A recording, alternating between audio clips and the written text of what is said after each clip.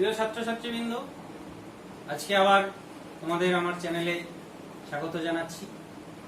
আজকে আমরা ধারকত্ব এবং ধারক যে চ্যাপ্টার, সেই চ্যাপ্টারের চতুর্থ পর্ব নিয়ে আলোচনা করব। আগের তিনটে পর্ব আলোচনা হয়ে গেছে। আগের দিন আমরা ধারক এবং তার বিভিন্ন প্রকারভেদ, বিভিন্ন রকম ধারক সম্পর্কে আমরা জেনেছি। আজকে আমরা সেই ধারকগুলোর ধারকত্বের রাশিমালা নির্ণয় করব। তো প্রথমে আমরা নির্ণয় করব সমান্তরাল পাত ধারকের ধারকত্ব। সমান্তরাল পাত ধারকের ধারক।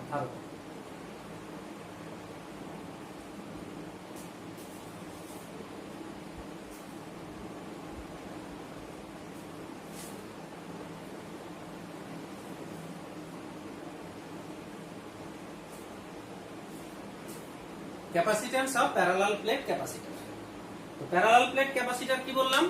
দুটো বৃত্তাকার চাকতিকে সমান্তরাল ভাবে রেখে ওদের মাঝে একটা পরাবৈদ্যুতিক মাধ্যম রেখে দেওয়া হয়।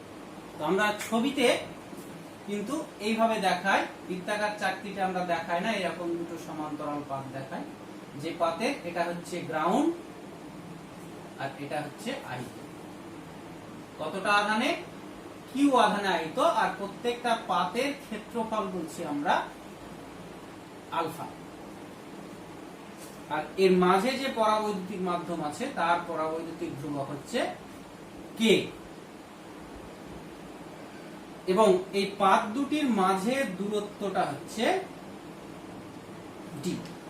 তাহলে এই হচ্ছে আমাদের সমান্তরাল পাত ধারক। তাহলে কি করলাম আমরা?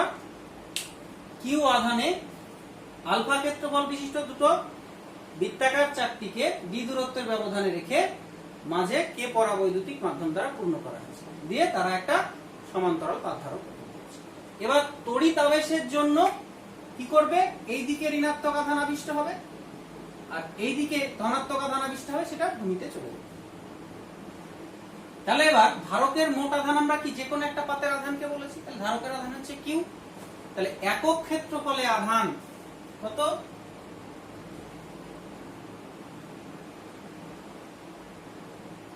সেটাকে আমরা আধানের তলমাত্রিক ঘনত্ব বলি, সিগমা। কত হবে? আধান বাই ক্ষেত্রফল।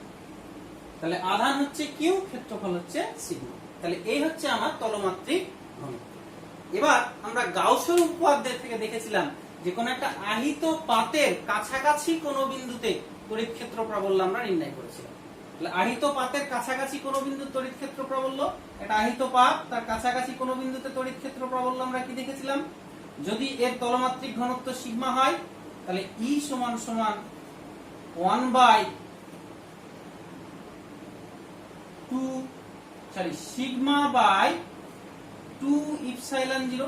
যদি এখানে বায়ু মাধ্যম থাকে আর বায়ু না থেকে যদি কে পরাবৈদ্যুতিক মাধ্যম থাকে, তাহলে সেক্ষেত্রে আমার সিগমা বাই 2k ইপসাইলন 0 হয়ে যাবে। তাহলে একইভাবে এখানে দুটো পাত, তাহলে এর মাঝামাঝি আমি প্রথমে প্রাবল্যটা বের করব। তাহলে এই পাতটার নাম দিলাম আমরা এ আর এই পাতটার নাম দিচ্ছি বি। তাহলে এ পাতের জন্য এই যে এর মাঝের অঞ্চলে তড়িৎ ক্ষেত্র প্রাবল্য যদি আমরা বলি, এ পাতের জন্য প্রাবল্য E1 সমান সমান সিগমা বাই তলমাত্রিক ঘনত্ব সিগমা বাই 2k ইপসাইলন 0, যেহেতু কে পরাবৈদ্যুতিক মাধ্যম আছে। একইভাবে এই পাতটার জন্য এখানে প্রাবল্য, তাহলে এই প্রাবল্যটা প্লাস আধান, প্রাবল্য কি করবে? প্লাস বিকর্ষণ করে। তাহলে প্রাবল্যটা হবে এ থেকে বি এর দিকে। আর এই মাইনাস আধানের জন্য এখানে প্রাবল্য সৃষ্টি হবে। সেই প্রাবল্যটা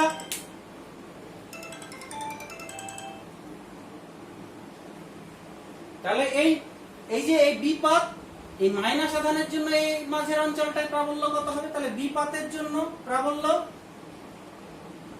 E2 সমান সমান ওই একই, এর তলমাত্রিক ঘনত্ব যেহেতু সিগমা, এরও সিগমা, কারণ এর প্লাস আধান হলে এর কত হবে? আবেশের ধরুন মাইনাস কিউ আধান। তাহলে সিগমা বাই 2k ইপসাইলন 0 একই মানের, শুধু পার্থক্য কি? এই মাইনাস এই জায়গার প্রাবল্য বের করছি, মানে ওখানে একটা প্লাস এক আধান যদি রাখি তাহলে ওকে আকর্ষণ করবে। তাহলে কোন দিকে হচ্ছে? ওই দিক থেকে এই দিকে, বিপাতের দিকে, কারণ এ থেকে বি। তাহলে আলটিমেটলি কি হলো? দুটো পাতের জন্য প্রাবল্য এর মাঝের অঞ্চলে একই দিকে হচ্ছে। একই দিকে হলে মোট প্রাবল্য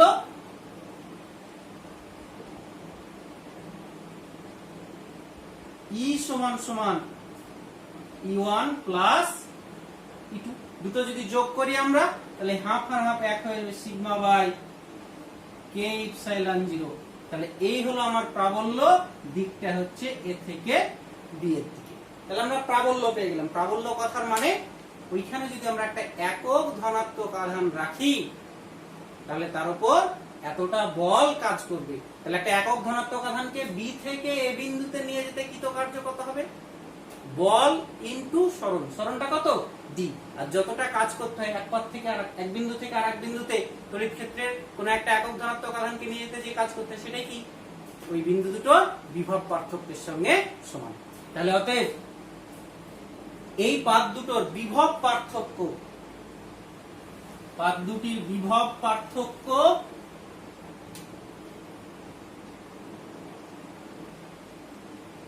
সমান সমান একক আধানের উপর ক্রিয়াশীল বল, বল মানে প্রাবল্য, ইনটু সরণ। সরণ মানে কি? দূরত্বটা। তাহলে প্রাবল্য আমরা দেখলাম কি সিগমা বাই কে ইপসাইলন 0, আর সরণটা কতটা নিয়ে যেতে হবে? এখান থেকে এখানে কতটা দূরত্ব? ডি।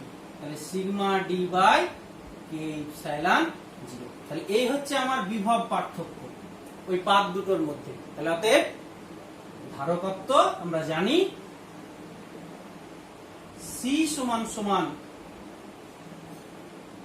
Q by V. এটা আমরা শিখেছি, জানি, কারণ এটা মনে না থাকলে আমি বলেছিলাম কিউ সমান সমান তোমরা সিভি মনে রাখবে। কিউ সমান সমান সিভি, তাহলে সি সমান সমান কত? Q by V. মানটা বসিয়ে দেবো। কিউ এর মানটা কত? একটু আগে আমরা দেখেছি সিগমা সমান সমান কিউ বাই আলফা। তাহলে কিউ সমান সমান এখান থেকে আমরা লিখতে পারবো সিগমা ইনটু আলফা।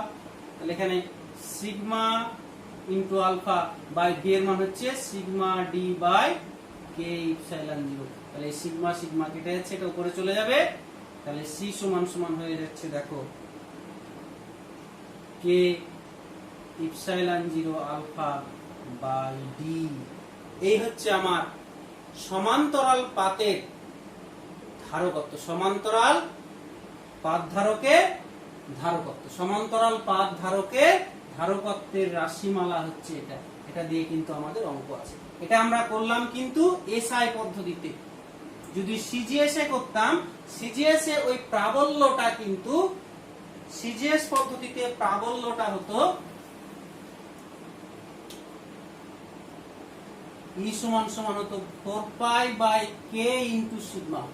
তাহলে তার জন্য সিজিএস এ ধারকত্বটা হয়ে যাবে সি সমান সমান কে আলফা বাই 4 পাই ডি। এই হচ্ছে সিজিএস পদ্ধতিতে সমান্তরাল পাত ধারকের ধারকত্ব। দুটো দিয়েই কিন্তু অঙ্ক আছে, তোমাদের করতে হবে। তাহলে এবার আমরা দেখে নেব, তাহলে এই ফর্মুলা বা ওই ফর্মুলা একই জায়গা। তাহলে সমান্তরাল পাত ধারকের ধারকত্বটা কি কি বিষয়ের উপর নির্ভর করে? কি কি বিষয়ের উপর নির্ভর করে?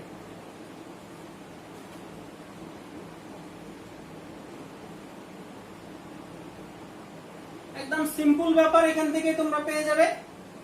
দেখো এখানে কটা জিনিস আছে? তিনটে করে জিনিস আছে। কে পরাবৈদ্যুতিক ধ্রুবক, পাতের ক্ষেত্রফল, আর পাত দুটির মধ্যবর্তী দূরত্ব। একই এখানেও দেখো কে আলফা আর ডি, পরাবৈদ্যুতিক ধ্রুবক, ক্ষেত্রফল আর দূরত্ব।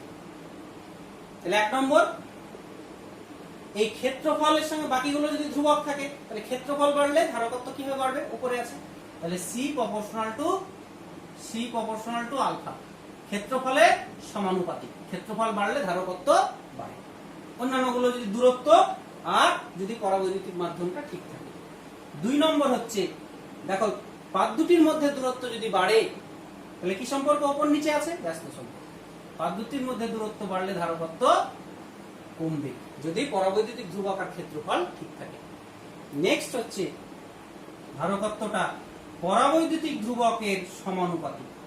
ধ্রুবক যদি বাড়ে ধারকত্ব বাড়বে। সেটা তো আমরা দেখেছি যে বায়ুর পরিবর্তে যে কোনো পরাবৈদ্যুতিক মাধ্যম রাখলে ধারকের ধারকত্ব বেড়ে যায়। এক্ষেত্রেও তাই হচ্ছে, ধারকের ধারকত্বটা বৃদ্ধি পাচ্ছে। তাহলে এই হচ্ছে আমাদের সমান্তরাল পাত ধারকের ধারকত্ব। এই তিনটে বিষয়ের উপরে নির্ভরশীল। সবকিছুতেই তিনটে বিষয়ের উপর নির্ভরশীল ছিল। পরিবাহীর ধারকত্ব পড়েছি, ধারকের ধারকত্ব, সমান্তরাল পাত ধারকত্ব। সবগুলোই কিন্তু এই তিনটে বিষয়ের উপরই নির্ভর করছে। এবার আমরা নেক্সট যদি অনেকগুলো সমান্তরাল পাত ধারক রেখে দেওয়া হয় একসঙ্গে, ধরো এইরকম কতগুলো পাতকে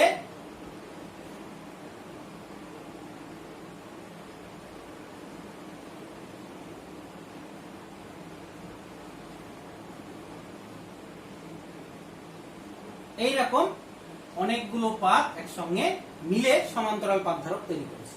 তাহলে একটা ধারক তৈরি করতে কটা পাত লাগে? দুটো। তাহলে এই দুটো মিলে একটা ধারক, এই দুটো মিলে একটা তৈরি করবে, আবার এই দুটো মিলে একটা, এই দুটো মিলে একটা। এভাবে কি যদি তিনটে পাত থাকতো, এই তিনটা থাকতো, তাহলে কটা ধারক হতো? একটা একটা, কটা? দুটো। তাহলে এন সংখ্যক। তাহলে কি হচ্ছে? দুটো পাত থাকলে একটা ধারক, এক কম। যদি তিনটে পাত থাকছে, দুটো ধারক। যদি চারটে পাত থাকে, দেখো এখানে যদি চারটে পাত নিই, এই চারটে পাত নিই, তাহলে কটা? এই দুটো মিলে একটা, এই দুটো মিলে একটা, এই দুটো মিলে একটা, তাহলে কটা হলো? 1 2 3। তার মানে কি যটা পাত থাকছে একটা ধারক কম হচ্ছে। তাহলে n সংখ্যক পাত থাকলে কটা ধারক তৈরি হবে? n-1টা। তাহলে তখন ধারকত্ব হয়ে যাবে এটা n সংখ্যক পাত থাকলে, n সংখ্যক পাত থাকলে তার ধারকত্ব হবে c = আমরা একটার জন্য জানি k epsilon 0 alpha by d, nটা থাকলে তাহলে n-1টা ধারক তৈরি হবে। তাহলে তখন তার ধারকত্ব হয়ে যাচ্ছে এটা। এগুলো দিয়ে এমসিকিউ আছে বা তোমাদের অঙ্ক থাকে। এবারে আমরা যদি পরাবৈদ্যুতিক মাধ্যমটা একটা না থেকে দুটো ভাগে থাকে বা তিনটে ভাগে থাকে, অর্থাৎ মিশ্র ধারকে আমরা ধারকত্বটা এবার বের করে নেব।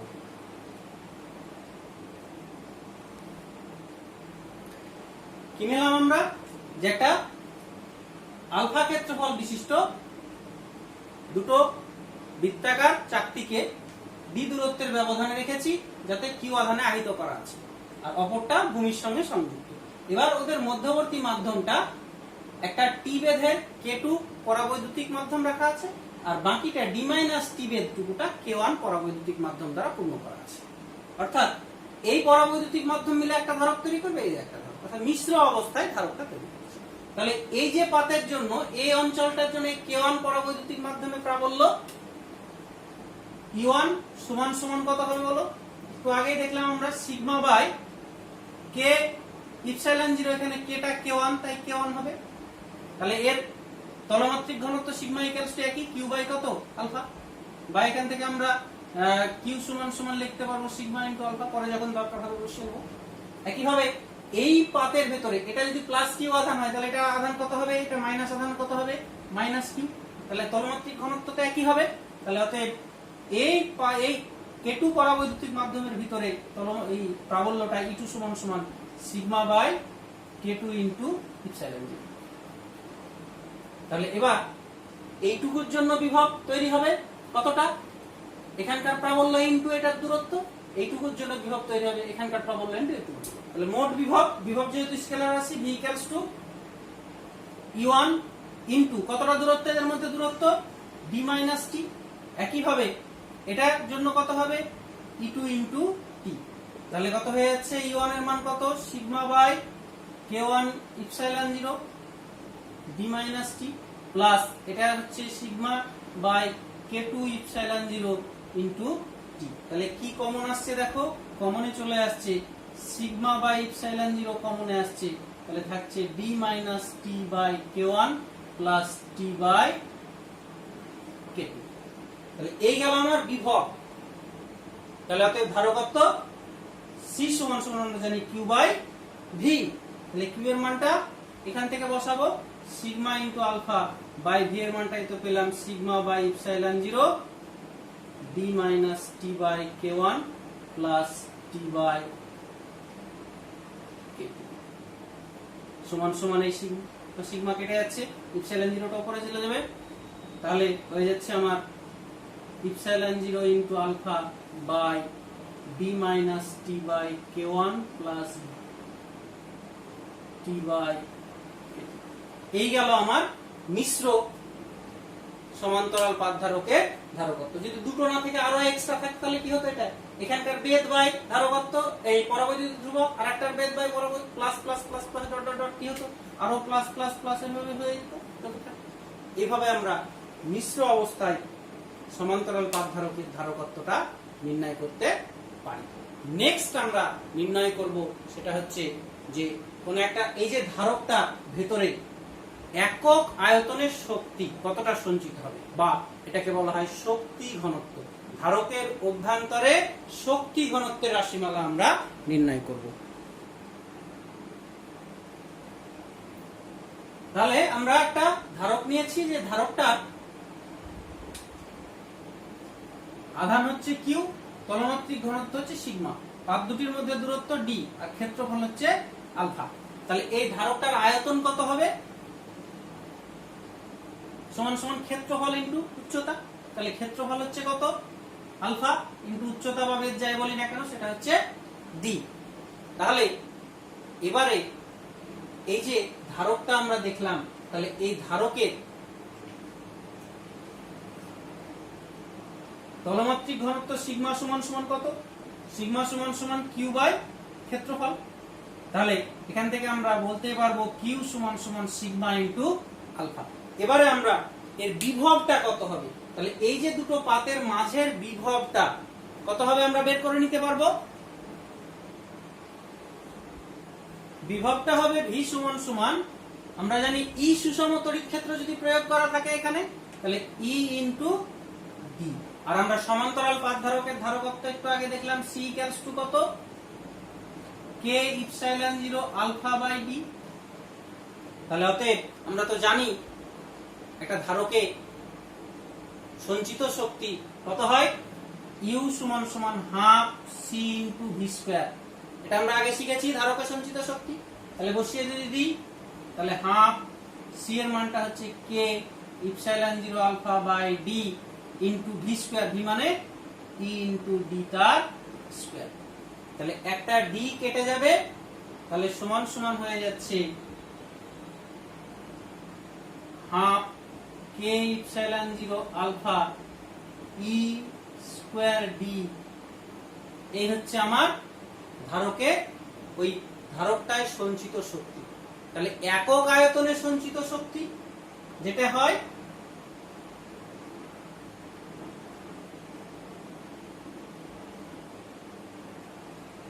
বা এটাকে বলা হয় শক্তি ঘনত্ব। কি করে পাবো আমরা, যে শক্তিটা পেলাম সেই শক্তিটাকে আমরা কি দিয়ে, তার আয়তন দিয়ে, একক আয়তনে, এককের পাশে যেটা থাকে সেটা হর হিসাবে আসে। অর্থাৎ আমরা শক্তি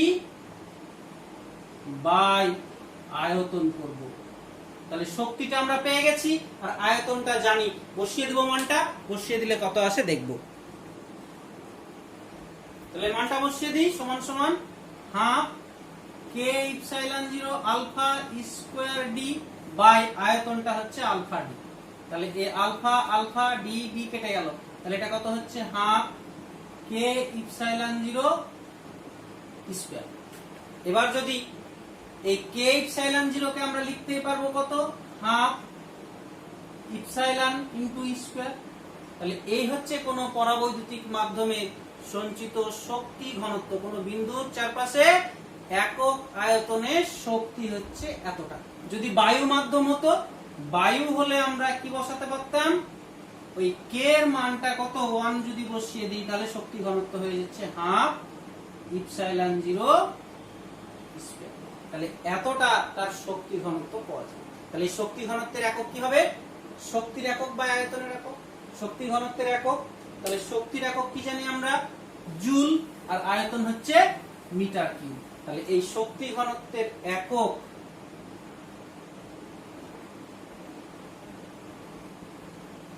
সমান সমান শক্তির একক জুল, আয়তনের একক হচ্ছে মিটার কিউব। তাহলে জুল মিটার টু দি পাওয়ার -3। মাত্রা কি হবে, শক্তির মাত্রা, তাহলে শক্তির মাত্রা ml স্কয়ার t - 2 বাই আয়তন, আয়তনের মাত্রা l কিউব। তাহলে এটা হচ্ছে m l - 1 t - এই গেল শক্তি ঘনত্বের মাত্রা।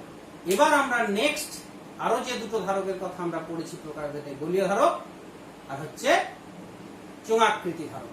সেই ধারকগুলো তোমাদের সিলেবাসে, এইচএস সিলেবাসে নাই, জয়েন্টে বা এতে আছে। তো সেক্ষেত্রে ধারকের ধারকত্ব বের করার কোনো প্রয়োজন নাই, শুধু ফর্মুলাটা জাস্ট মনে রাখলে হয়ে যাবে। আমি তাহলে ফর্মুলা দুটো লিখে দিচ্ছি। গোলীয় ধারকের জন্য কত হবে আর চোঙাকৃতি ধারকের জন্য তার ধারকত্ব কত হবে সেই ফর্মুলাটা আমি লিখে দিচ্ছি। দেখো এটা দেখো গোলীয় ধারক নিয়েছি আমরা, যার ভেতরের গোলকের ব্যাসার্ধ a আর বাইরের গোলকের ব্যাসার্ধ হচ্ছে b আর k পরাবৈদ্যুতিক মাধ্যম দ্বারা পূর্ণ করা আছে। তাহলে এর ধারকত্ব হবে এসআই পদ্ধতিতে c সমান সমান 4 pi epsilon 0 k epsilon 0 ab by b minus a। এই হবে গোলীয় ধারকের ধারকত্ব। এবার আমরা চোঙাকৃতি ধারকের ধারকত্বটা দেখে নেব। এখানে একটা দেখো চোঙ আছে যার দৈর্ঘ্য l, ভেতরের ব্যাসার্ধ a, বাইরের ব্যাসার্ধ হচ্ছে b। সমকেন্দ্রিক ভাবে চোঙ দুটো আছে, বাইরেরটাকে ভেতরটাকে আহিত করা হয়েছে, বাইরেরটাকে ভুজংলগ্ন করা হয়েছে। তাহলে এর ধারকত্ব c সমান সমান হবে 2 pi k epsilon 0 l by log e b by a। এই হচ্ছে ধারকত্ব কার চোঙাকৃতি ধারকের ধারকত্ব। এগুলো সবই কিন্তু এসআই পদ্ধতিতে। যদি সিজিএসএ করি, সিজিএসএ করলে এই 4 পাই কে ইপসাইলন 0, সিজিএসএ বায়ুর জন্য কেটা 1 হয়ে যায়, 4 পাই দিকে থাকে মাধ্যম, তাহলে সিজিএস হলে 4 পাই ইপসাইলন 0টা 1 হয়ে যাবে। তাহলে সিজিএসএ হলে এটাই হয়ে যাবে c সমান সমান K AB by B minus a। এখানেও 4 পাই ইপসাইলন 0 দিয়ে ভাগ হবে, তাহলে ভাগ হলে নিচে একটা 2 চলে আসবে। সিজিএসএ হলে এটাই হয়ে যাবে KL by 2a log e b by a। এটা আমরা পেয়ে যাব। তাহলে এবার এখানে যেহেতু দৈর্ঘ্য আছে তাই চোঙের দৈর্ঘ্য দিয়ে ভাগ করা হয়, করে একক দৈর্ঘ্যে করে নেওয়া হয়।